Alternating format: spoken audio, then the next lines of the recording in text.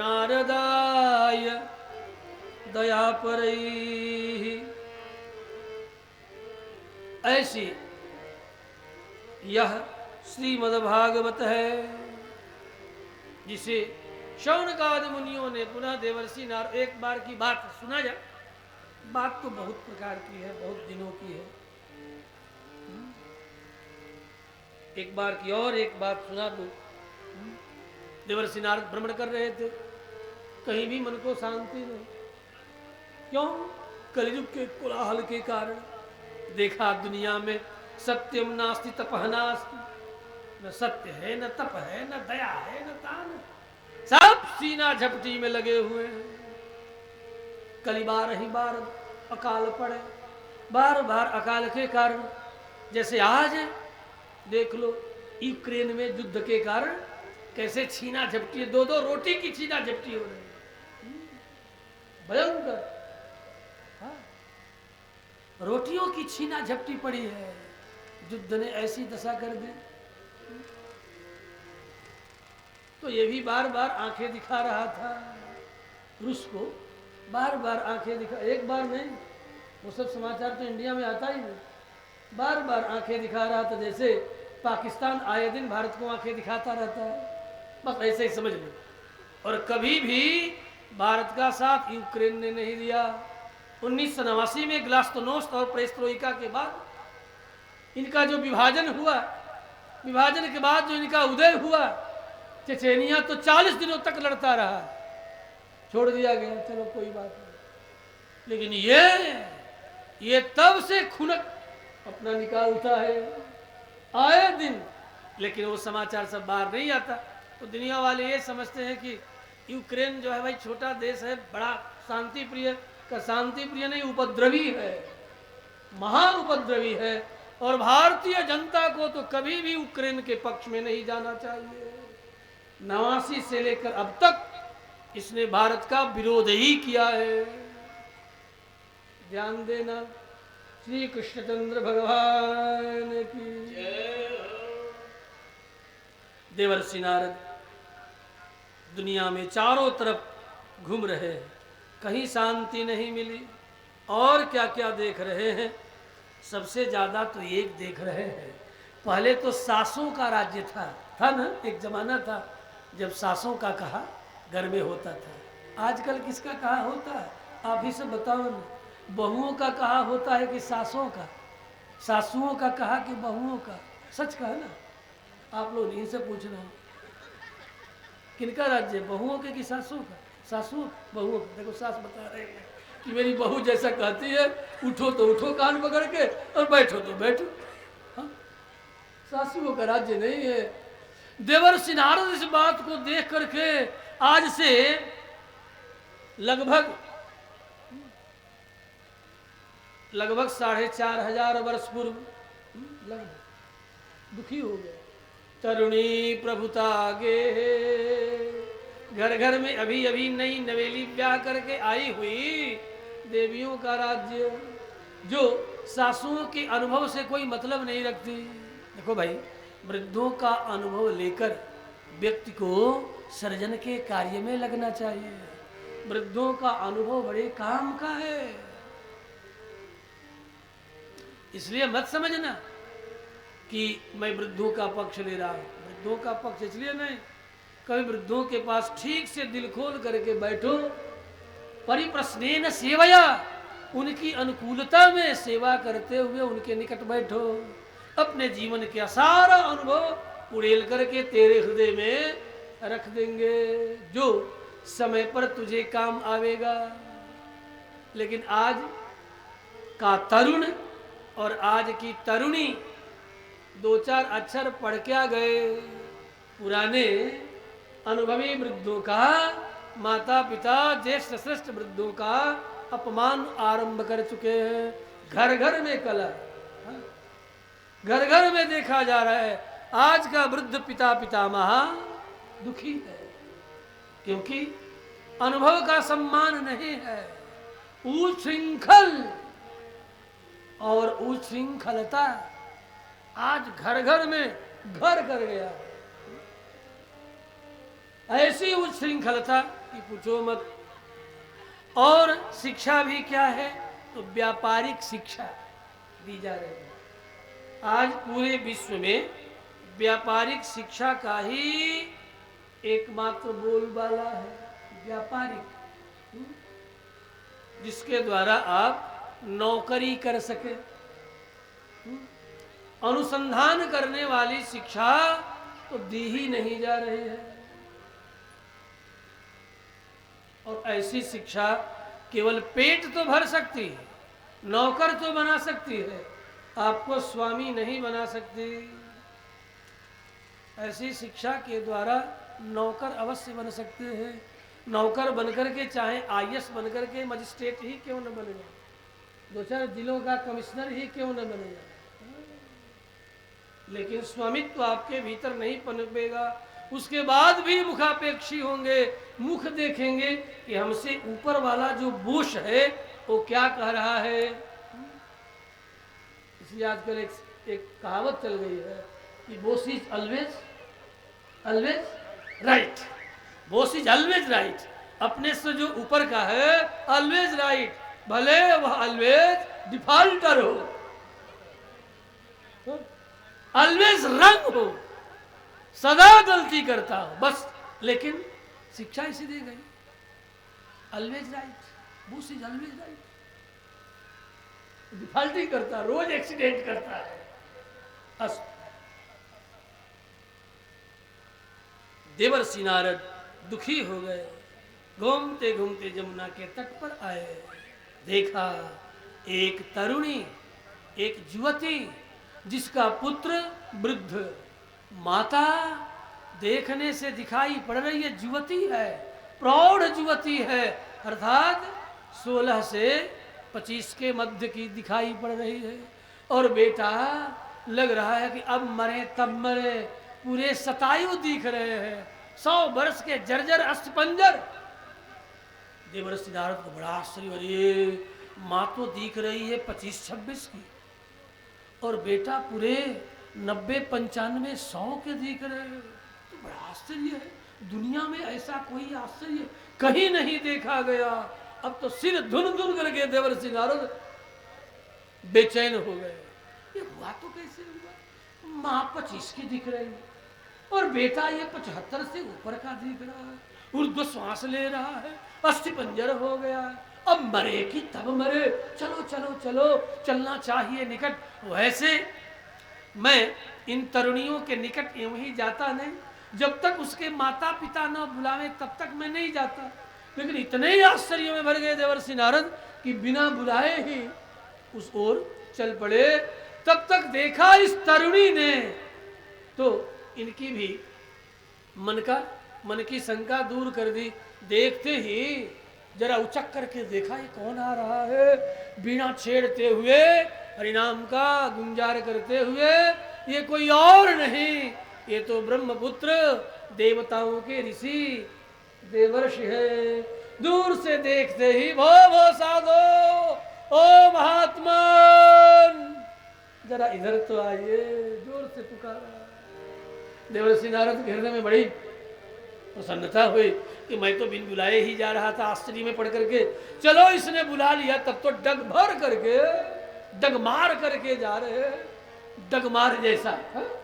एक डगमार आजकल के जो वाहन है, डगमार, अब खड़ खड़ खड़ खड़ पहुंच गए हरिनाम का स्मरण करते हुए। श्रीमन नारायण नारायण नारायण,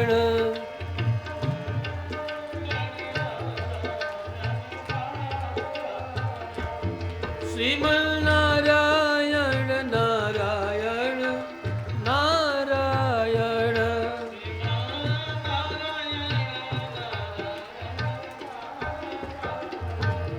श्रीमन नारायण राम नारायण, श्रीमन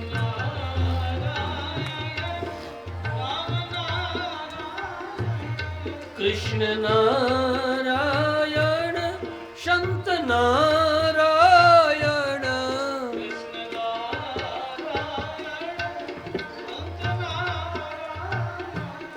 गोविंद नारायण नारायण नारायण,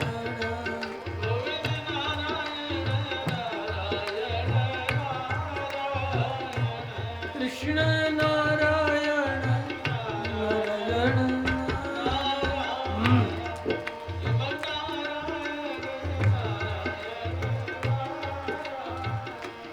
श्रीमन्नारायण नारायण नारायण, श्रीमन्नारायण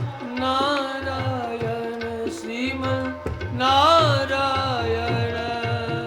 देवर्षि नारद प्रकट हो गए। पूछा, देवी ओ तरुणी, क्या नाम है आपका? 2 मिनट बैठ जाइए बस। नाम क्या है? कहा मेरा नाम, हाँ हाँ आप ही का नाम। कहा मेरा नाम है भक्ति।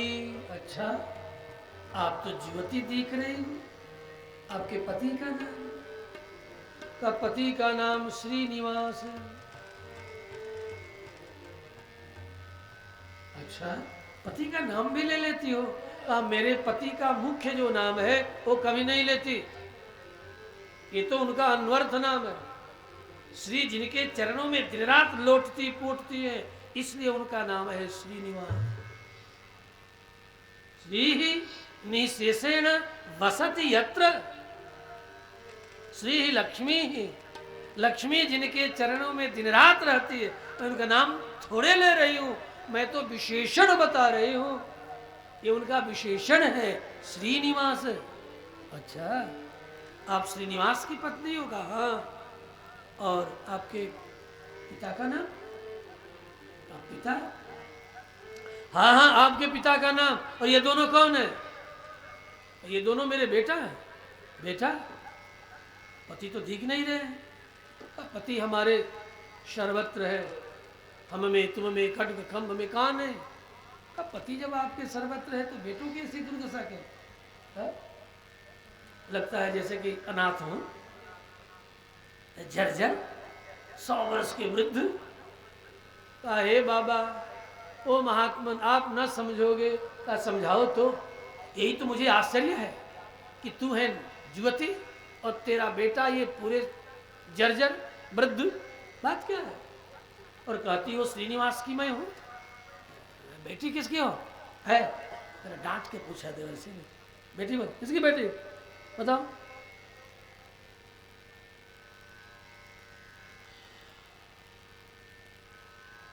कैसे इनको समझाऊं? अच्छा ठीक है ठीक है ठीक है, बताओ ये सब कौन घेर करके खप बैठी हुई हैं? बहुत सी स्त्रियां बैठी हुई थी। कोई पानी ला रही थी, कोई पंखा कर रही थी, कोई औषधि घिस रही थी, कोई कूट रही थी, कोई पीस रही थी, कोई घोल रही थी, कोई पिला भी रही थी, कोई कोई कोई तलवे में तेल लगा रही थी, कोई धीरे धीरे चरणों का संवाहन कर रही थी। उनके दोनों बेटों का ये सब कौन है? ये सब हमारी सेविकाएं हैं। का इतनी कहाँ? नाम क्या है? बाबा जरा कान आंख खोल करके देखो तो सही। गंगाद्याहा सरितस्येमा, ये सब बड़ी बड़ी देवियां हैं। ये ऐसी देवियां हैं जो सिर पर चढ़ कर के बैठती हैं। ऐसी देवियां नीचे नहीं उतरती, सिर पर चढ़ के बैठती है। नाम क्या है? ये जो देख रहे हो ना, जिनके हाथ में जलपात्र है, जो बगल में अपने हैं, मकर को, घड़ियाल को छोड़ करके इधर बैठी है। ये जो जलपात्र देख रहे हो, ये गंगा है, गंगा। अच्छा, यहां कैसे आ गई? तो कैसे आ गई छोड़ो, ये भगवान शिव के सिर पर ही चढ़ करके बैठते हैं। ये नीचे जल्दी नहीं उतरती, नीचे उतारने के लिए तपस्या करनी पड़ती है। ऐसे नहीं उतरती, सिर पर ही रहती। कहा ये सिर पर बैठे भगवान रुद्र के सिर पर बैठने वाली गंगा यहाँ गई। कहाँ यहाँ गई? यही नहीं, ये जितना आप देख रहे हो, ये किसी के छाती पर चढ़ करके मूंग दलने वाली है। अरे बाप, देवर्षि नारद भी डर गए। आप सब घबराना मत। गंगा द्याहा सरितस्येमा, और कुछ तो ऐसी है कि मैजी पकड़ करके डुबो दे, फिर कभी उबरोगे नहीं। सिर पकड़ कर ऐसे डुबोए कि तेरी चोटी भी नहीं दिखाई पड़ेगी, ऐसा डूब जाओगे। ये सब के सब यहाँ आई है, जानते हो किस लिए? हमारे बेटा को स्वस्थ करने के लिए। तो ये दोनों तुम्हारे बेटा है? मुझे तो नहीं लगता। ये कहाँ 100 वर्ष के दिख रहे हैं और तू कहाँ 25 वर्ष की दिख रही है। कहा बाबा यही तो आश्चर्य है, यदि बेटे 100 वर्ष के दिख रहे हैं तो मुझे कम से कम 125 वर्ष तो होना ही चाहिए। लेकिन आपको एक बात कहूं, कहाँ कहो, मुझे तो और आश्चर्य हो रहा है। इदानीम शृणुमद वार्ता, मेरी बात जरा सुनोगे धैर्यपूर्वक तो कहूंगी, और धैर्यपूर्वक ना सुनोगे, जल्दी में रहोगे, बीणा पर तान चेड़े रगड़ते, तब तो मैं कह ना सकूंगी। पहले तुम चुप हो जाओ तो मैं सुना। देवर्षि नारद ने कहा ठीक है, बीणा का तान भी रख दिया और तान भी उतार दिया, गान और तान दोनों उतार दिया। अब सुनाओ। इदानीं शृणुमद वार्ता, सच्चितस्त्वं तपोधना। हे तपस्वी, हे महात्मन, सुनो, मेरी कथा बड़ी लंबी है। कहा लंबी कथा सुनने का मेरे पास अवसर नहीं है, मुझे तो दक्ष का साप लगा है। नते भ्रमतः पदम, घूमते रहो, एक जगह स्थिर मत रहो, इसलिए ज्यादा देर में नहीं ठहर सकता। जल्द अपनी कथा जल्दी सुना दो, संध्या का समय हो गया, विश्राम का। आपने कहा था 11 दूना 22 मिनट में सब सुना देंगे, 22 मिनट गुजर गया। क्या जल्दी सुनाए दो, नहीं तो मैं चला। सुन लो बाबा, जब इतने निकट आए हो तो। देखो, मेरा जन्म तो हुआ द्रविड़ देश में। जब हृदय भगवत स्मरण करते हुए पिघल जाए, द्रवीभूत हो जाए, तब हृदय द्रविड़ बन जाता है। उस समय देवी भक्ति उत्पन्न होती है। और पली बढ़ी कर्नाटक में जब भगवत गुण चिंतन करते हुए, भगवत भाव चिंतन करते हुए, भगवत रूप स्वरूप लीला का चिंतन करते हुए हृदय अथवा मन मयूर जब नृत्य करने लगे, नटन करने लगे, तो हृदय ही कर्नाटक बन जाता है। करोति नटनम कदा भगवत गुण स्वरूप चिंतनेन, भगवत गुण चिंतन के द्वारा, भगवत गुण चिंतन से जब हृदय नाच उठे तो हृदय देश ही कर्नाटक बन जाता है, कर्नाटक कहा जाता है। करोति नटनम यदा तदा हृदेश एवं कर्नाटक। ऐसे कर्नाटक प्रदेश में, देश में देवी भक्ति, भगवत प्रेम, सेवा बढ़ती है। और घूमते घूमते मैं चली गई क्वचित क्वचित महाराज, महाराष्ट्र। वहाँ बड़ी हमारी आराधना नाम के द्वारा और काम के द्वारा बड़ी हमारी आराधना हुई, तो वहाँ भी पली बढ़ी। लेकिन कुसंग में पढ़ते, गुर्जरे जीर्णतांगता, कुसंग में पड़ गई। अपने बेटों के साथ सत्संग नहीं मिला, कुसंग मिल गया। मेरे बेटे भी वृद्ध और मैं भी बूढ़ी हो गई। इतनी लंबी कथा हमारी। उसके बाद वहां से भागे, अपने दोनों बेटों को चिपकाए वहां से गोद में, और भागते भागते भागते कुसंग का त्याग करते भागते चली आई जमुना के तट पर, जहां भगवान कृष्ण का कभी बाल लीला हुई। जमुना के तट वृंदावन। यहाँ जब आई तो देखा लोग समूह के समूह इकट्ठा होकर बड़ा नाच नाच करके, वृंद के वृंद नाच नाच करके, वन्यते प्रार्थते परमात्मानम नामना कीर्त्यावा, नाम जस कीर्त के द्वारा भगवान का वंदन अभिनंदन कर रहे हैं। बस यहाँ वृंदावन में आते ही मैं तो तरुणी हो गई, लेकिन मेरा बेटा ज्यों का त्यों बूढ़ा ही रह गया। जानते हो तपोधन देवर्ष, अब मैं क्या करूंगी, क्या करने वाली हूँ? का क्या करने वाली हूँ? का अब ज़्यादा देर मैं प्रतीक्षा नहीं करूंगी, अब तो मैं विदेश चली जाऊंगी, भारत में नहीं रहूंगी। यदि आप मेरे बेटों को स्वस्थ कर दे तब तो रह जाऊं, यदि आप नहीं करेंगे तो मैं विदेश चली जाऊंगी। कहा मैके नहीं, विदेश क्यों? अरे मैके चली जाओ, जहाँ बेटों को जन्म दिया है, जहाँ पले बढ़े, ये विदेश जाने की बात क्यों सोच रही हो? कहा मैके क्या जाऊं, मैके में मेरा कोई रहा न, नहीं तो चली जाती।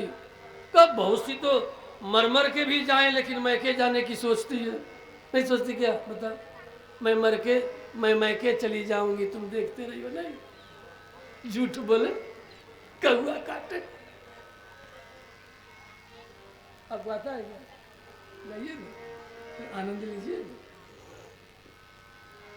झूठ बोले कौआ काटे, काले कौए से डरियो, मैके चली जाओ तुम देखते रहियो, मैके चली जाओगी तुम देखते रहियो, तुम मैके चली जाएगी, मैं डंडा लेकर आऊंगा, मैं डंडा लेकर आऊंगा, डंडा लेकर आएगा, मैं पेड़ पर चढ़ जाऊंगा, मैं पेड़ पर चढ़ जाऊंगा।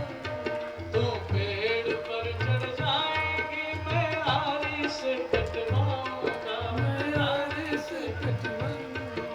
प्यार करे आरी चल पाए, ऐसे आशिक से डरियो, मैं लेके चली जाऊंगी, तुम देखते रहियो, मैं लेके चली जाऊंगी, देवर्षि नारद ने निवेदन किया, चिंता मत करो देवी, आपके पुत्र अवश्य स्वस्थ होंगे। आपको न मैके जाने की जरूरत है, न विदेश जाने की जरूरत है। मैं प्रयत्न करता हूँ। प्रयत्न किया, आकाशवाणी हुई, आप सत्कर्म करो। ऋषि महर्षियों से पूछा, इस क्रम में पूछते हुए चले आए।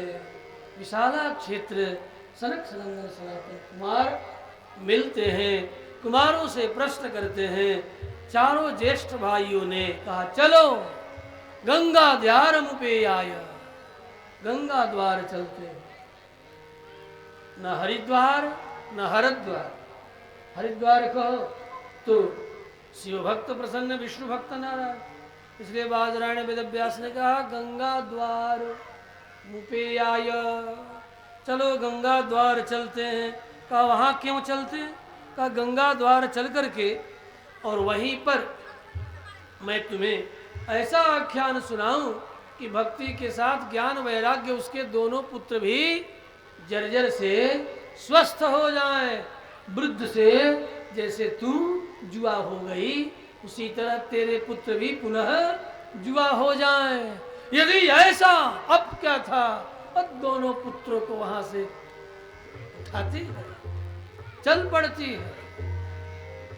पुत्रों से कहा, देखो मैं जल्दी चलती, तू आ। पुत्रगण आ रहे हैं। गंगा के तट पर बालुका की वेदी देवर्षि नारद ने बना दिया चारों भाइयों को बैठने के लिए। कथा आरंभ हुई, अनेक ऋषि महर्षियों का जमघट हुआ। देवी भक्ति आगे बैठ करके देवर्षि नारद के साथ यही जो मैं श्रीमद् भागवत सुनाने जा रहा हूँ, यही श्रीमद् भागवत सनक सनंदन सनत चारों कुमारों ने सुनाया। देखते ही देखते देवी भक्ति बार बार जय शब्द, नमः शब्द, जय हो, नमस्कार हो, आनंद हो, ये ध्वनि चारों तरफ से आ रही है। चूर्ण लाजा इत्यादि चारों तरफ से लोग आनंद में भर भर करके लुटा रहे हैं। ज्ञान और वैराग्य दोनों ये पुत्र स्वस्थ हुए। देवी भक्ति नृत्य करने लगी, ऋषि महर्षियों ने देखा, अरे ये कौन है, कहां से आई। हरिनाम संकीर्तन करते हुए सभी ऋषि महर्षियों के मध्य में ज्ञान वैराग्य के साथ देवी भक्ति नृत्य करने लगी। ऐसा महात्म्य श्रीमद् भागवत का है कि ज्ञान और वैराग्य भी यदि जर्जर हो जाए आपके अंतःकरण में, भक्ति के पुत्र ज्ञान वैराग्य जर्जर हो जाए, तो श्रीमद् भागवत के श्रवण करने मात्र से ही ज्ञान और वैराग्य तरुणाई अंगड़ाई लेने लगते हैं। ऐसे श्रीमद् भागवत के चरणों में बैठ करके हम सब 7 दिनों तक अनुभव करते रहेंगे। देवी भक्ति भगवान नाम का संकीर्तन कर रही है। इसी संकीर्तन के साथ कथा यही विश्राम। बही कैसे गंगा, बही कैसे गंगा।